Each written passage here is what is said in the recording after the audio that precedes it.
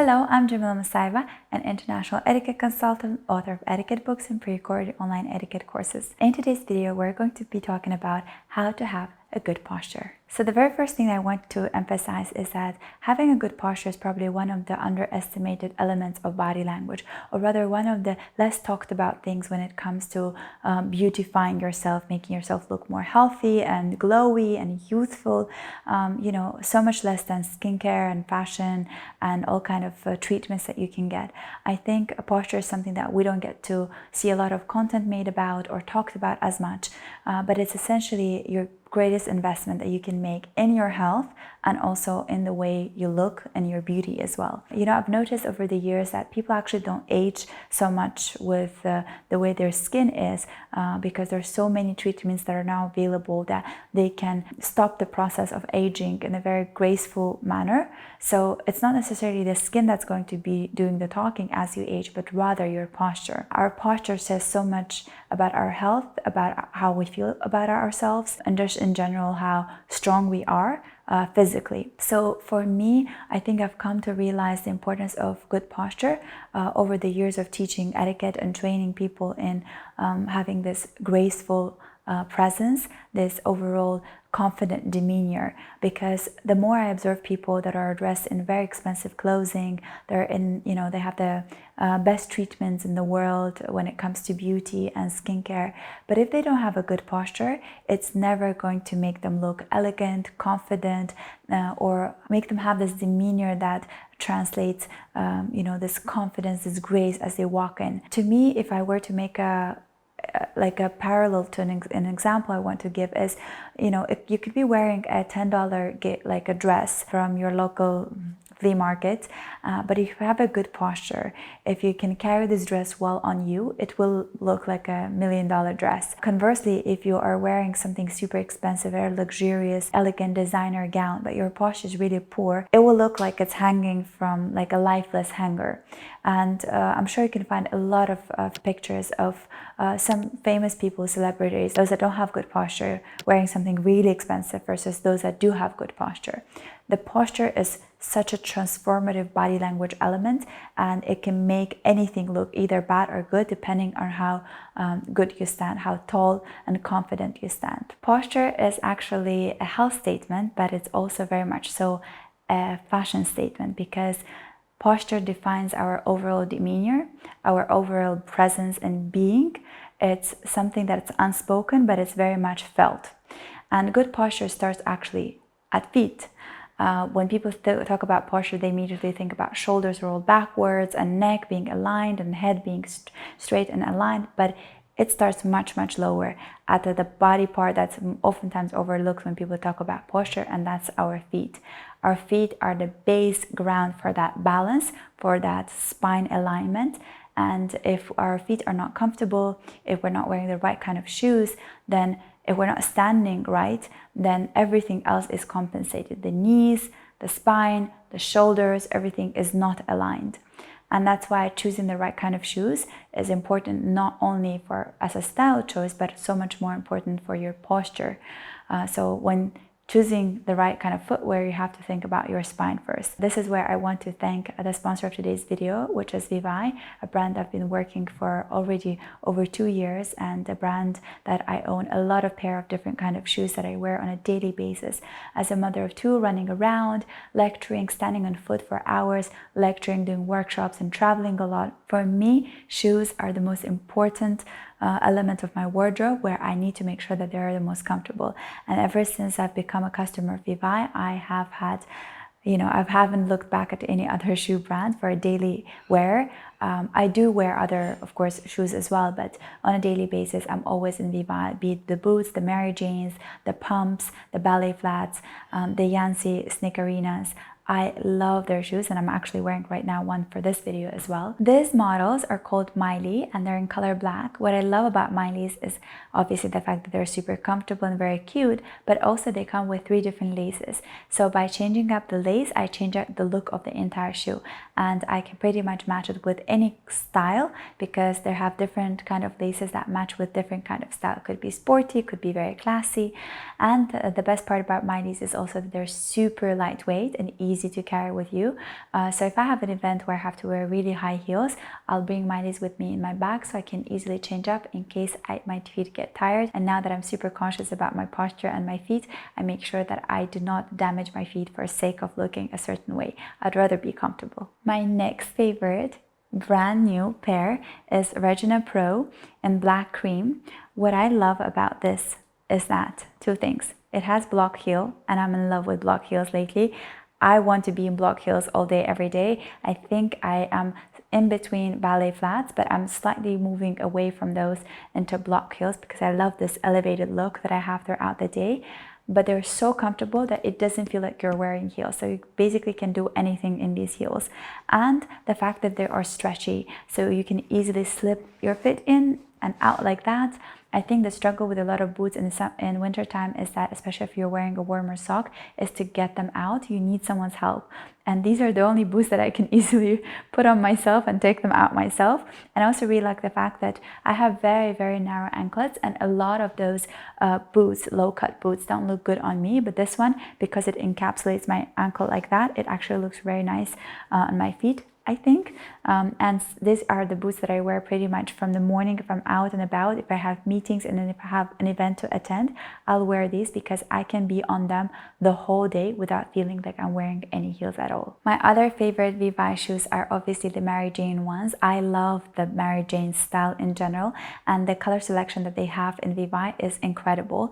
And what I love about them is that they have the back support, they have adjustable lace. You can easily just adjust it according to the width of your feet, and since I have very narrow feet, it's very difficult to find a Mary Jane that actually closes on me. So this one are very, very good. And also the fact that they are so lightweight that I can easily put them into any bag and change anytime I need.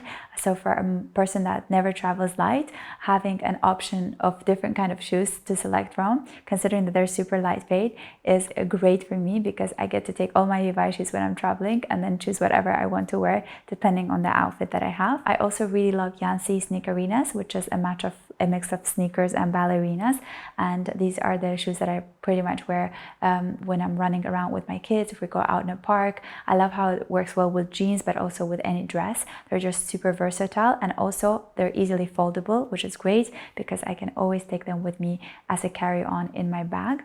And I also like these heels that I have. They have fairly bouncy insoles, which makes it easy to stand on my feet when I'm lecturing for hours. I had one workshop that I did from 9 a.m. until 6:30 p.m.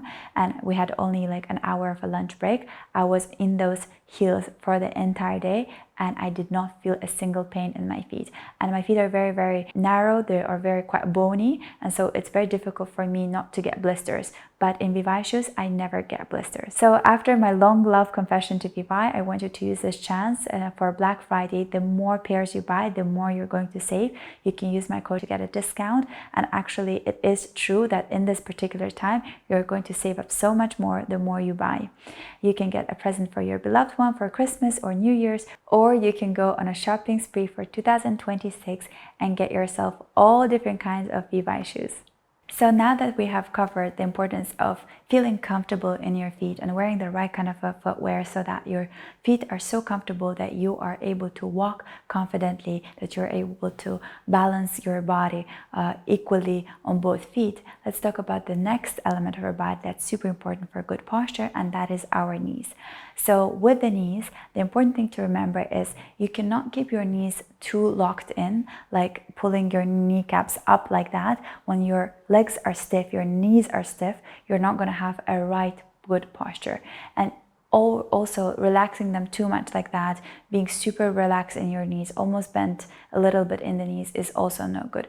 You have to feel like you're able to wiggle your legs back and forth like that freely and then stand straight. So it should be in a position where they are soft enough to move forward without feeling like they've been moved forward with force or pushed back with force. So knees are the second important part or element of a good posture. Next, of course, we have to think about our spine, because we can't talk about good posture, we're not talking about our spine.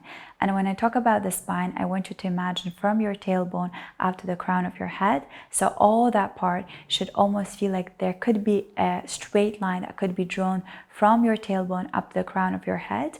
It's a mental visual image of a straight line that can go up there. One of the techniques I usually talk about is, imagining as if there's a balloon there's a little string of a balloon that's pulling you upwards like that, from your tailbone up the crown of your head up to the sky. So that is, if you can imagine it in your mind, you can make your body feel that way. You can visualize that straight line. You can align your spine in that way. But also, visualization alone will not help if you haven't been doing the right kind of workouts, and if you haven't worked out your spine to make it firm and strong. So there is the fitness part that makes your spine strong, but also there is this awareness or visualization part of aligned spine that combined allows you to have an aligned straight posture. So bear with me until the end of this video, because I'll be showing you some of the exercises that you can easily do at home in order to strengthen your spine. They're very easy to do, 15 to 20 minutes at home every day, and you can make your spine very, very strong, so those muscles can actually support you. And as we age, those muscles weaken, hence we're not able to uphold our body straight. And that's why I said earlier that your age is actually often being told by your posture rather than your skin and your face or your hands. So posture is probably the first giveaway to your age. And if you have a good posture, if you have a straight posture, it's very difficult to tell the age. The next important, of course, the element when people talk about good posture is always thinking about the shoulders, because most times when people think about having a good posture, they immediately think of having kind of elevated shoulders like that. They walk like that. They think this looks confident. This looks like they have a good posture. But actually, having shoulders tensed like that, upwards, closing your head and closing your neck, makes you look smaller, like you're a little turtle that's trying to hide the neck in the shelter. So what you have to do is, instead, you have to put your shoulders down. You have to roll them backwards a few times if you need to. If you have tensed up your shoulders, you have to roll them backwards, but then drop them down. So by dropping them down, there is more opening in your neck area. Hence, the more neck is open, the more confident and elevated we look, and we walk and we present ourselves, we carry ourselves. So making sure that you roll the shoulders backwards and your shoulder blades are actually not stiff and not together aligned like that, and you drop them down, relaxing them, allowing your neck to be elongated and allowing more visually more neck to be shown, because the shoulders are dropped down. And of course, the final element that comes when you are thinking about having a good posture is making sure that our head is straight. And when we think about straight head, oftentimes when I ask my students to show a confident look, immediately most people elevate their head like that, putting their chin all the way up, and they walk like that. That is an elevated head, or rather a snob head is what I like to call it, when your chin is looking up in the sky instead of being aligned parallel to the ground. So having an elevated look doesn't mean that your chin has to go up. It just means that you have to walk tall. You have to have your gaze open up straight to the surrounding around you, but your chin has to remain parallel to the floor. So imagine it as if you put your chin down and someone were to call your name, you'd lift your gaze and look at the person. That's a natural state in which your head has to be. It's not someone calling you from upstairs, it's not someone calling you from downstairs, but it's someone on your level calling you up. You'll just quickly move your head slightly upwards to have your gaze straight to the person that might be calling you in front of you. So imagine that, or think if you could just draw two straight lines between your chin and that of the ground, if they could be like two parallel lines. Use any kind of visual cues that can help you remember the positioning of your head.